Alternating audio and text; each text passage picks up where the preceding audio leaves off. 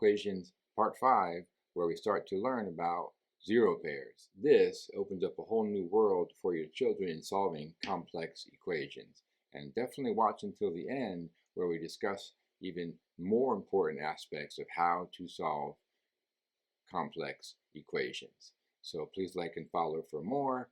Zero pairs involve two different pawns. They're always blue or white, and when put together on the same side of the scale, they equal 0.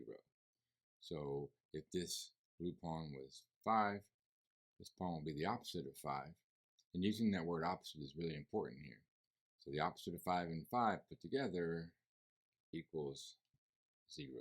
And I have that down there in rule number 4.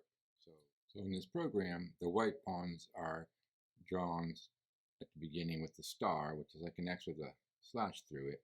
And again, if it's a zero pair, you can combine one of the X's with the star. So by removing this zero pair, I'm left with two X's, and that equals X plus 4.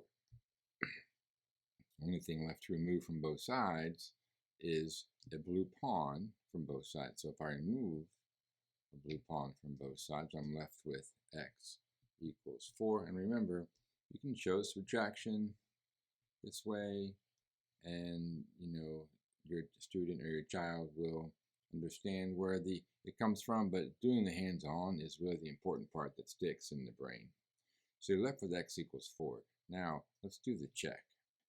So if we believe X equals 4, we plug it back into the equation. 4 plus 4 plus 4 is 12, minus 4 is 8, equals 4 plus 4 is 8. So the check is 8 equals 8, and that's in balance. So the new rule is you can remove a zero pair because it's a balance of nothing, because they sort of cancel each other out. So let's do one more, a little bit harder problem.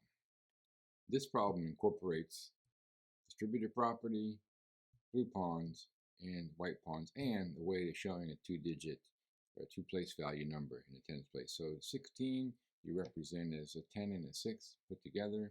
If you recall, 2 times x plus 4 means you do x plus 4, but you actually show it twice on the board to represent distributive property. And then I add to that a white pawn. So the first thing I could do is just, if you want to have your child write this down, is write down 2x plus 8, because that is just using distributive property. Okay, now we can begin removing from the balance. So this is 8, this is 16. I can remove 8 from both sides, and so this 16 becomes 8. I can show it by subtracting 8 from both sides, and I'm left with 2x plus a star equals 8.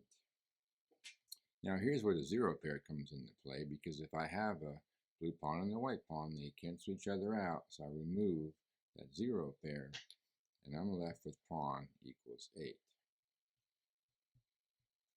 And so the solution to this rather difficult problem is x equals 8. Let's do the check and see.